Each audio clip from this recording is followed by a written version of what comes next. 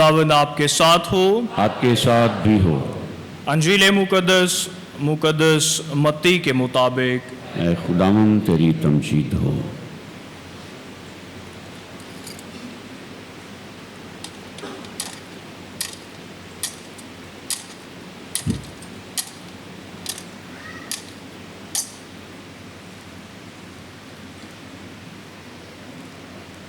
उस वक्त वो 11 शागिर्द जलील के उस पहाड़ पर गए जो यीशु ने उनके लिए मुकर्रर किया था, और उसे देखकर सजदा किया। लेकिन बाज ने शक किया, और यीशु ने पास आकर उनसे बातें की और कहा कि आसमान में और ज़मीन पर सारा इख्तियार मुझे दिया गया है। बस तुम जाकर सब कौमों को शागिर्द बनाओ और बाप और बेटे और रूहुल कुदुस के नाम से उनको बपतिस्मा दो, और उनको ये तालीम दो कि उन सब बातों पर अमल करें जिनका मैंने तुमको हुक्म दिया है।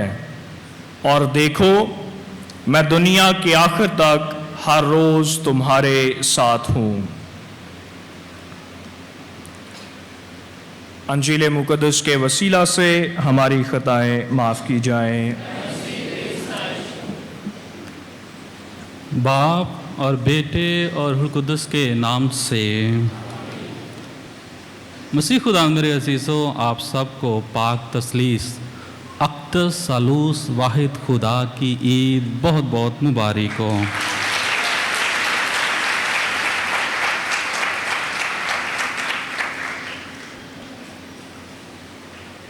एक डॉक्टर जो एक बाप है ड्यूटी करता है और हर रोज़ शाम को तकरीबन 6 बजे 6:30 बजे के करीब घर आता है। एक दिन जब वो ड्यूटी से वापस आया, अपने घर आया, तो उसका छोटा बेटा 5-6 साल का, जो अपने बाप का इंतज़ार कर रहा था, जैसे ही दरवाज़ा खुलता है भागकर अपने बाप के पास जाता है, उससे लिपट जाता है और उसे कहता है कि ए डॉक्टर, मैं बीमार हूँ, मेरा इलाज कर। क्या कहता है? कि मैं बीमार हूँ, मेरा इलाज कर। बाप बड़ा परेशान होता है और बेटे को उठाता है, बैठता है और गोद में बिठा कर कहता है कि बेटा देख, डॉक्टर मेरी जॉब है, डॉक्टर मेरा काम है, डॉक्टर वो है जो मैं करता हूँ, और बाप मैं हूँ। बाप कोई मेरा काम नहीं है, बाप को मेरी जॉब नहीं है।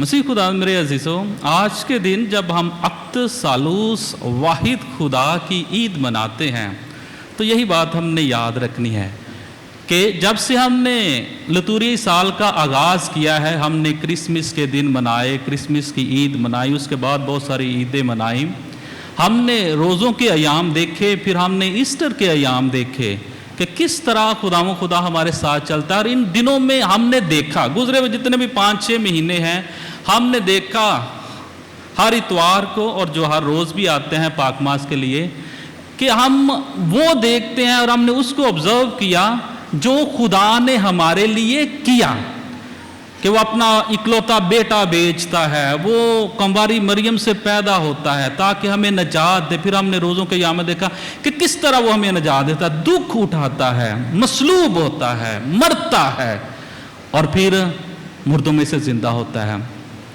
तो इन सारे दिनों में, और इसी तरह पिछले इतवार, उससे पिछले इतवार हमने खुदा यीशु मसीह के आसमान पर जाने की ईद मनाई, फिर हमने रूहुल कुद्दुस के नज़ूल की ईद मनाई।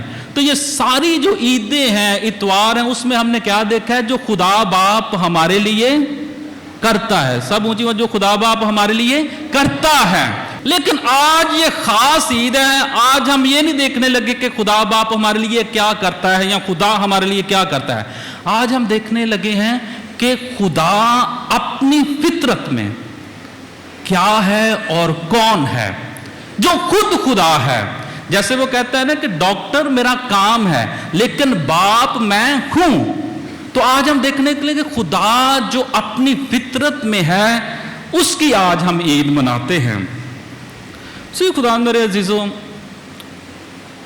ان دنوں میں جتنی بھی میں نے ریفلیکشن دیکھی پڑھی آج کے کلام کو تیار کرنے کے لیے، کتابوں کے حوالہ جات دیکھے، شروع میں سب کہتے ہیں کہ یہ ظاہری بات ہے، یہ ایک الہی بید، پاک تثلیث کا بید کیا ہے؟ ایک الہی بید ہے، اور وہ کہتے ہیں کہ اس کو سمجھنا انسان کی جو حکمت ہے، جو عقل ہے، اس کے بس کی بات نہیں ہے۔ اب یہ بات بھی کرتے ہیں، اور پھر میں دیکھتا ہوں کہ ایک کتاب لکھی گئی 800 صفحے ہیں اس کے، ایک کے 1000 صفحے ہیں، کتنے بعد میں لکھ بھی دیتے ہیں اس بات کو سمجھنے کے لیے۔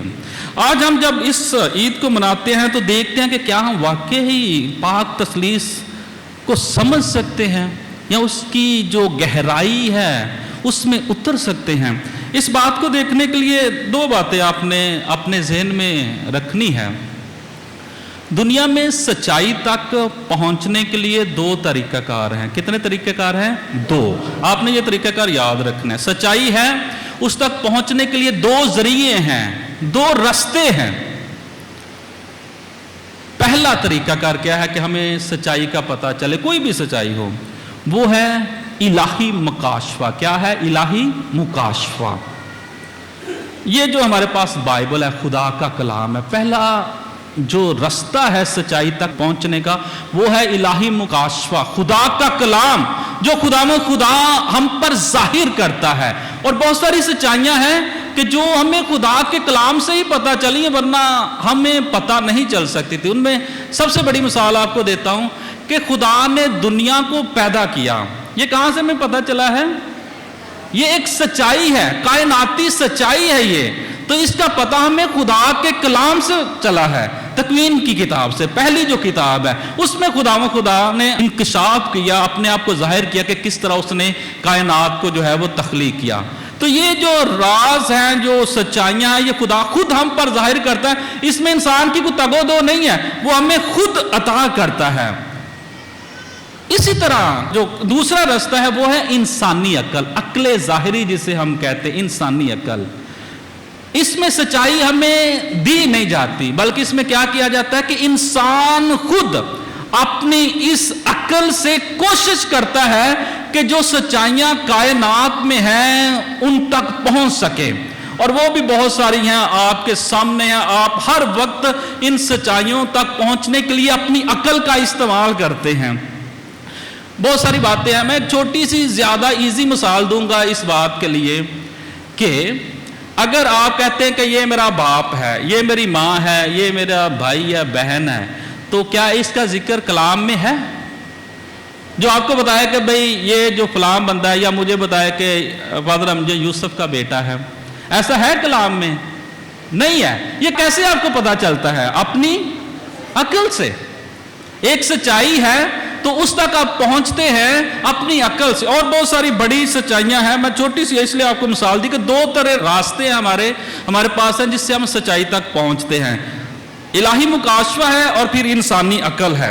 اب یہ بید جو ہے پاک تثلیث کا، یہ کون سا بید ہے؟ یہ انسانی عقل والا بید نہیں ہے۔ یہ کیسا ہے؟ جسے خدا نے ہم پر کیا کیا ہے؟ آشکارا کیا ہے، آشکارا کیا ہے۔ اب اس بھید کو سمجھنے کے لیے پہلے ہمیں یہ پتا ہونا چاہیے کہ بھید ہوتا کیا ہے۔ مسیح خدا میرے عزیزوں، بھید مسیحی کلیسیا میں یا ہماری کلیسیا میں، مسیحی مذہب میں، بھید وہ سچائی ہے جسے خدا ہم پر ظاہر کرتا ہے اور عقل انسانی اس کے ظاہر ہونے سے پہلے اس کو جان نہیں سکتی۔ کیا ہے؟ بید وہ سچائی ہے جسے خدا ہم پر آشکارا کرتا ہے اور عقل انسانی اس کے ظاہر ہونے سے پہلے اسے جان نہیں سکتی۔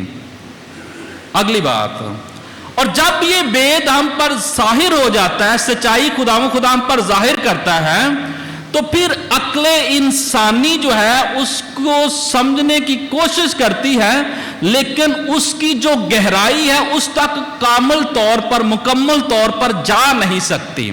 دونوں باتیں، سچائی ہے جسے عقل انسانی ظاہر ہونے سے پہلے جان نہیں سکتی، اور جب ظاہر ہو جاتی ہے تو عقل انسانی اس کی گہرائی میں نہیں اتر سکتی. اسی لیے اس کو بید کہا جاتا ہے. اور پاک تثلیث کا بید بھی ایسا ہی بید ہے. اس کی سچائیاں ہم تک ہیں لیکن ہم اس کی گہرائی میں اترنے سے قاصر ہیں. بہت ساری کہانیاں ہیں، سٹوریاں ہیں. جب بھی کوئی پاک تثلیث کی بات کرنا چاہتا ہے تو مقدس اگسٹین کی جو کلاسیکل سٹوری ہے، روایت ہے، اس کا ضرور جو ہے وہ حوالہ دیتا ہے. آج ہم بھی اس کا حوالہ لیں گے تاکہ ہم آج کے اس عید کو جو ہم منا رہے ہیں اس کی گہرائی میں آہستہ آہستہ سے ان مقدسین کے ساتھ اور خدا کے کلام کے ساتھ اتر سکے. مشہور واقعہ مقدس اگسٹین کا 4-5ویں صدی کا مقدس ہے ہمارا، کہ وہ پاک تثلیث کے بارے میں لکھ رہا تھا تاکہ لوگوں کو بتا سکے. اس کی بہت بڑی کتاب ہے پاک تثلیث کے بارے میں. تو وہ ان سچائیوں کو جاننے کی کوشش کر رہا ہے تو بہت زیادہ میڈیٹیشن کرتا ہے. ایک دن وہ بیٹھا ہوا ہے سمندر کے کنارے اور سوچ رہا ہے پاک تثلیث کے بید کے بارے میں، اور ایک چھوٹے بچے کو دیکھتا ہے سمندر کنارے.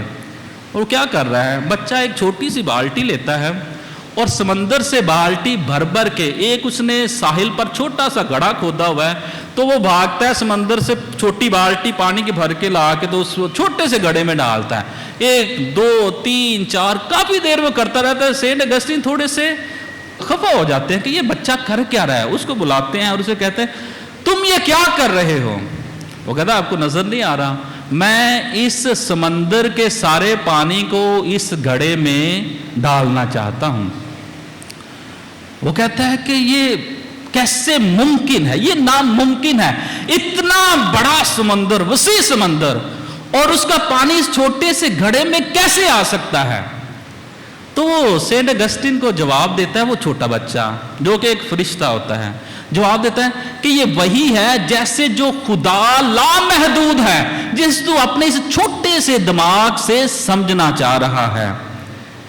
سینٹ اگسٹین کو اس کی بات جو ہے وہ سمجھ لگتی ہے کہ خدا کو جو لامحدود ہے اس محدود دماغ کے ساتھ، ذہن کے ساتھ کامل طور پر سمجھا نہیں جا سکتا. اب اگر اسے سمجھا نہیں جا سکتا تو کیا ہم واقعی اس کو سمجھ نہیں سکتے؟ اسی خدا میرے عزیزو، آج کے دن ہم یہاں پر پاک تثلیث کے بید کو سمجھنے کے لیے نہیں آئے. ٹھیک ہے، یہ کوئی ریاضی کا سوال نہیں ہے جسے ہم نے حل کرنا ہے، کوئی ایسا سوال نہیں جس کا ہم نے جواب دینا ہے. آج ہم یہاں پر اس لیے نہیں آئے. پاک تثلیث کے بید کو سمجھنے کی بجائے آج ہم پاک تثلیث کے بید کو منانے کے لیے آئے ہیں. کیا کرنے کے لیے آئے ہیں؟ منانے کے لیے آئے ہیں اپنی زندگی میں، سمجھنے کے لیے نہیں آئے. ہاں، جیسا ہم نے پہلے کہا ہے کہ انسانی عقل کے ساتھ جو خدا بید ظاہر کرتا ہے، ہم آہستہ آہستہ خدا کے فضل سے اس کی گہرائی میں اتر سکتے ہیں، اور ہم وہی کرتے ہیں. سارے مقدسین نے یہی کیا کہ جتنی ان کی دماغ کی، ذہن کی کیپیسٹی تھی اس کے مطابق انہوں نے اس بید کی گہرائی میں انہی باتوں کے ساتھ اترنے کی کوشش کی جن کا خدا نے خود اپنے کلام میں ذکر کیا، دعا کے وسیلے سے، مطالعہ کے وسیلے سے، اور پھر اپنے ذاتی تجربے کے وسیلے سے ہم خدا کے اس بید کو جان سکتے ہیں، اس کی گہرائی میں آہستہ آہستہ اتر سکتے ہیں. اور وہ صرف اور صرف ہمارے پاس ایمان ہوگا. ایمان کی سچائی کے بغیر ہم اس بید کی گہرائی میں اتر نہیں سکتے. ایک نوجوان لڑکا کافی عبادت گزار اور خدا کی اچھے طریقے سے عبادت کرنا چاہتا ہے، اور اسے پتا ہے کہ ایک پہاڑ پر گرو ہیں، بہت خدا کے قریب ہیں. وہ چاہتا ہے کہ اس کے پاس جائے. بڑا پہاڑ پہ چڑھتا ہے اور گرو کے پاس پہنچتا ہے اور اسے کہتا ہے کہ مجھے خدا کے بارے میں وضاحت دیں، خدا کے بارے میں مجھے بتائیں، ایکسپلین کریں مجھے کہ خدا کیا ہے. گرو کو کہتا ہے. اور گرو جو ہے وہ بڑی محبت کے ساتھ اس نوجوان کی طرف دیکھتا ہے جو کہ دل کی سچائی کے ساتھ آیا ہے، اور پھر اسے ایک بات بتاتا ہے کہ کہتا ہے، غور سے سننا ذرا، کہتا ہے کہ جس خدا کی وضاحت کی جائے یا جس خدا کی وضاحت ہو سکے، جسے ایکسپلین ہم کر سکیں، وہ خدا اس قابل ہی نہیں ہے کہ اس کی عبادت کی جا سکے۔ مطلب کیا ہے کہ خدا جو ہے وہ ہماری وضاحتوں سے، ہمارے ایکسپلین کرنے سے بہت بالاتر ہے۔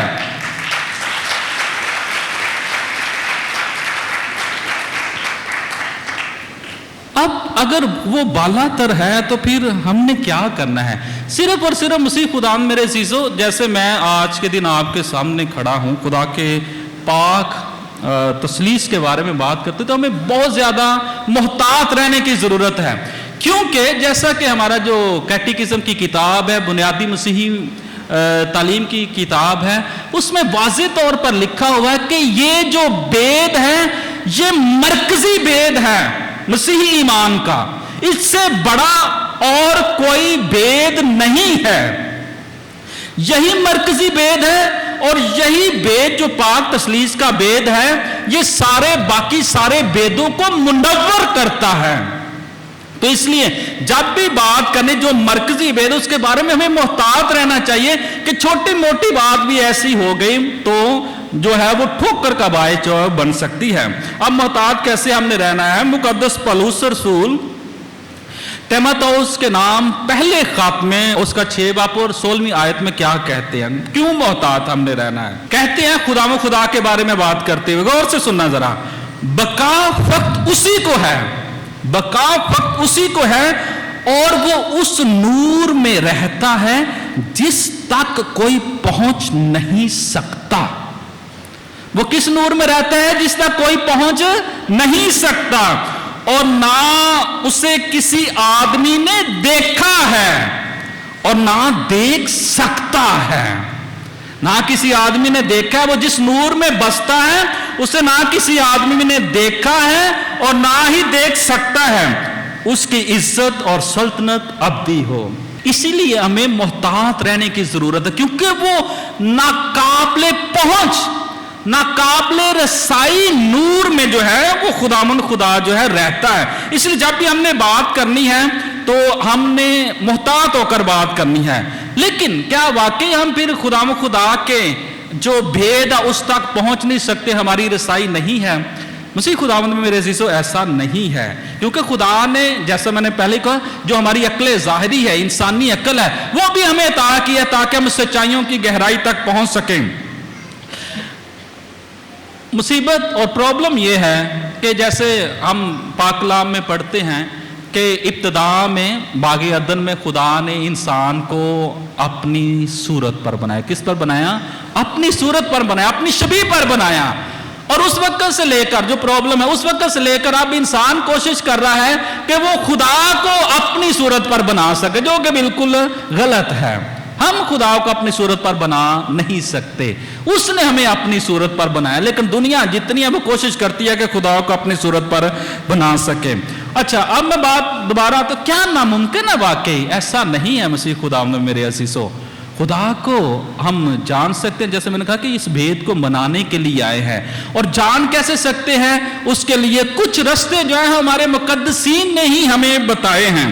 سب سے پہلے جیسا میں مقدس اگسٹن کی بات کر رہا ہوں، اسی کی طرف آتے ہیں کہ مقدس اگسٹن کیا کہتے ہیں۔ ایک بات جو ہم نے سمجھنی ہے اس چیز کو سمجھنے کے لیے، پاک تثلیث کا بھید جو ہے، جیسے میں نے کہا کوئی سوال نہیں ہے ریاضی کا کہ ایک ایک دو دو ہم کر کے اس کو حل کریں، یہ بھید ہے۔ اور سب سے بڑھ کر پاک تثلیث ایک رشتے کا نام ہے۔ کس کا نام ہے؟ رشتے کا نام ہے۔ یہ ایک ریلیشن ہے جس کو ہم نے سمجھنا ہے۔ دیکھیں کیا رشتہ ہے۔ میں نے آج کا پیغام جو ہے وہ کیسے شروع کیا ہے؟ صلیب کے نشان سے۔ کیا کہا؟ باپ اور بیٹے اور روح القدس کے نام سے، اونچی آواز میں، نام سے آمین۔ ہم نے باپ اور بیٹے اور روح القدس کے نام سے آمین کہا ہے۔ ہم نے یہ تو نہیں کہا باپ اور بیٹے اور روح القدس کے ناموں سے آمین. ہم نے ناموں کہا ہے یا ہم ناموں کہتے ہیں؟ نام سے آمین. ہماری ساری کی ساری زندگی جو ہے وہ پاک تثلیث کے بھید میں چھپی ہوئی ہے اور سمٹی ہوئی ہے. اس لیے یہ رشتے کا نام ہے جس میں کون ہے؟ باپ ہے، بیٹا ہے اور روح القدس ہے. یہ ایک رشتے کا نام ہے. اور یہ رشتہ جو ہے یہ کیسے بندھا ہوا ہے، کیسے جڑا ہوا ہے؟ رشتے کیسے بنتے ہیں، کیسے جڑتے ہیں؟ بتائیں مجھے کیسے رشتے جڑتے ہیں؟ کیسے رشتے جڑتے ہیں، کیسے رشتے بنتے ہیں؟ سب سے اہم کام رشتوں میں کیا ہوتا ہے؟ کیا ہوتا ہے؟ کیا ہوتا ہے؟ سب سے اہم کام رشتوں میں کیا ہوتا ہے؟ کیسے رشتے بنتے ہیں؟ ہاں ادھر سے کوئی آواز ہے. کیسے بنتے ہیں؟ محبت سے. رشتے کیسے بنتے ہیں؟ اونچی آواز میں. رشتے کیسے بنتے ہیں؟ محبت سے رشتے بنتے ہیں. محبت سے رشتے بنتے ہیں. اور سب سے جو اہم محبت کا رشتہ ہے جس کے ماڈل پر ہم محبت کرتے ہیں، محبت میں رہتے ہیں، اور جس نے ہمیں اپنی شبیہ پر پیدا کیا ہے، وہ پاک تثلیث ہے. وہ باپ، بیٹے اور روح القدس کی محبت ہے. اس لیے سینٹ اگسٹین کیا کہتے ہیں؟ کہتے ہیں کہ اب پہلے تو وہ بڑا کوشش کر رہے تھے نا کہ میں عقل کے ساتھ سمجھ سکوں، ریزننگ کر سکوں. اب وہ کیا کہتے ہیں؟ بعد میں کہتے ہیں کہ اگر تم نے پاک تثلیث کو جاننا ہے تو تمہیں محبت کو جاننا پڑے گا. اگر تم محبت کو سمجھتے ہو، محبت کو جانتے ہو، تو تم کیا کر سکتے ہو؟ پاک تثلیث کو بھی جان سکتے ہو. مسیح خداوند میرے عزیزو یہی محبت کا رشتہ ہمیں سمجھائے گا یا ہم تک پہنچائے گا وہ گہرائی جو پاک تثلیث کی ہے. اب مقدس اگسٹین کیا کہتے ہیں؟ باپ بطور محبت کرنے والا، ایسے لور، اور بیٹا بطور محبوب جس سے محبت کی جائے، اور روح القدس بطور عمل محبت جو محبت کا عمل ہے. یہ تینوں یکجا ہیں.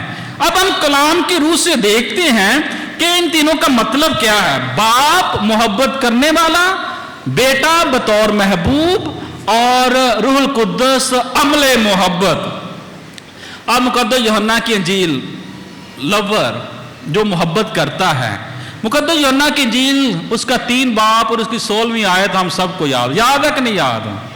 یاد ہے کہ خدا نے دنیا سے ایسا پیار کیا کہ اس نے اپنا اکلوتا بیٹا بخش دیا تاکہ جو کوئی اس پر ایمان لائے ہلاک نہ ہو بلکہ ہمیشہ کی زندگی پائے.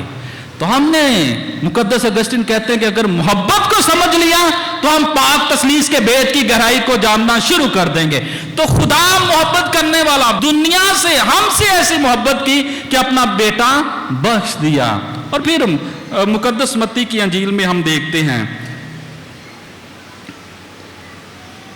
مقدس یوحنا کے پہلے خاتمے پہلے یہ دیکھیں، یہ آپ نے بات غور سے سننی ہے. خدا باپ محبت، جس میں محبت نہیں وہ خدا کو نہیں جانتا. جس میں محبت نہیں وہ خدا کو، اونچی آواز میں، جس میں محبت نہیں وہ خدا کو نہیں جانتا، کیونکہ خدا، اونچی آواز میں، کیونکہ خدا محبت ہے.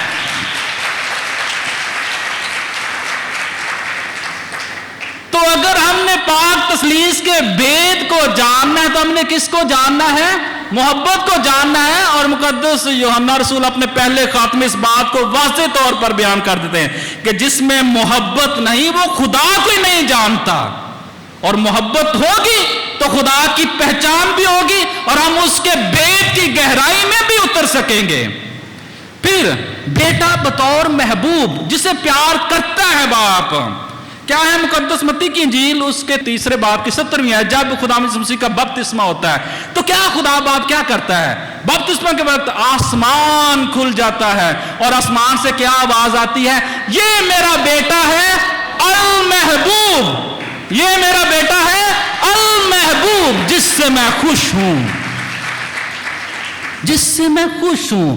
محبت کا بندھن اور رشتہ ہی ہمیں خدا کی جو تسلیس ہے اس کے اندر اس کی گہرائی میں لے کے جائے گا. پھر اسی طرح یوحنا کی انجیل میں خدا مسیح سے خود کیا فرماتے ہیں, اس کا 17واں باب اور 24ویں آیت میں ہم دیکھ رہے ہیں, بیٹا ایز بطور المحبوب. کیا خدا مسیح سے کہتے ہیں, اے باپ میں چاہتا ہوں کہ وہ بھی جنہیں تو نے مجھے بخشا ہے جہاں میں ہوں میرے ساتھ ہوں, تاکہ میرے اس جلال کو دیکھیں جو تو نے مجھے دیا ہے, اس لیے کہ تو نے دنیا کی تکوین سے پیشتر ہی مجھے پیار کیا. تو نے دنیا بننے سے پہلے ہی مجھے پیار کیا. یہ آیت جو ہے خدا باپ کی اپنے بیٹے کے لیے ابدی محبت کو ظاہر کرتی ہے کہ ہمیشہ سے ہمیشہ تک خدا باپ ہے اور ہمیشہ سے ہمیشہ تک رہے گا. اسی طرح ہمیشہ سے ہمیشہ تک خدا بیٹا ہے اور رہے گا. اور مسیح خدا میرے عزیزوں, ہم آتے ہیں روح القدس بطور عمل محبت, the act of loving, اس کو ہم دیکھ سکتے ہیں. اب دیکھیں رومیو کے نام خط اس کے 5 باب اور اس کی 5ویں آیت میں کیا کہا گیا, اور امید شرمندہ نہیں کرتی کیونکہ جو روح القدس ہم کو بخشا گیا اس کے وسیلے سے خدا کی محبت ہمارے دلوں میں اونڈیلی گئی.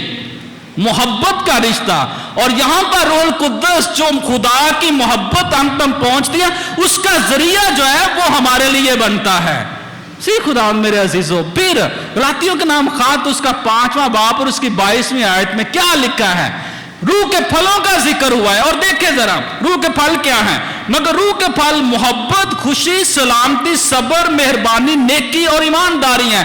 اور یہاں پر دیکھ رہے ہیں روح کا پہلا پھل بھی محبت ہے اور کچھ نہیں ہے.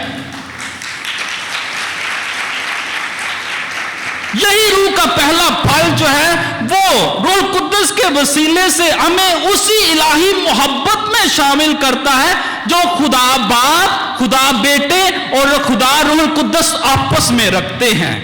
خدا میرے عزیزوں, ہم دیکھتے ہیں کہ جیسے مقدس اگسٹین نے فرمایا کہ محبت کے بغیر, محبت کو جاننے بغیر جو ہے وہ ہم خدا کو نہیں جان سکتے. آج بس کنکلوژن کروں گا, لیکن کنکلوژن وہ 5-7 منٹ جو ہے وہ لے لے گی جو اختتام ہے, چیزوں کو تھوڑا سا سمجھنے کے لیے, کنکلوڈ کرنے کے لیے. کیا یہ جو محبت ہے, کیسے اب ہم آج جب پاک تثلیث کی عید مناتے ہیں تو ہم اس کے وسیلے سے برکت پا سکتے ہیں.